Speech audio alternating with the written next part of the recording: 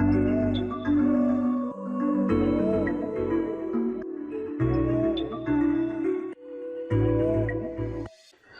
this video, I will be talking about temporal date zone concept in JavaScript. So let us try to understand this with example. So in this example, I have declared this variable a and its value has been initialized with 10. But before this particular statement, I'm actually accessing a and then assigning value 5 into that and then printing the value of a.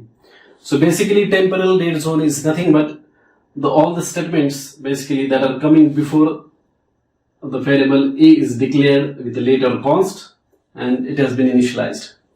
So variable a has been declared with the late and it has been initialized here. So basically all of the statements that are coming before this statement, so those statements will come under temporal date zone. And the significance of the temporal date zone is that you can't access the variable in this particular temporal date zone.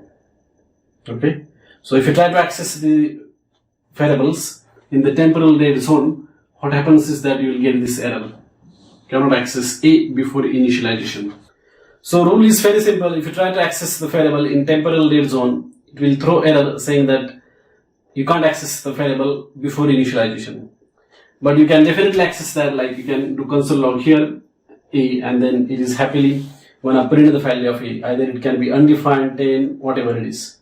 But in the temporal date zone, you have to be very careful, you can't access those variables. So how you can determine the temporal date zone is just look for the variable declaration where this late or const things are used.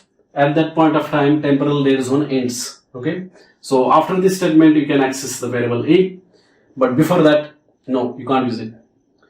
But there is an exception. If you wrap this particular temporal date zone inside a function and use a over there and make the call to the function, say x over there, after the temporal date zone ends, there is no problem. It still can access this a because the call is happening after the temporal date zone has ended. That's it. That's all you need to know about temporal date zone in JavaScript. Thanks for watching.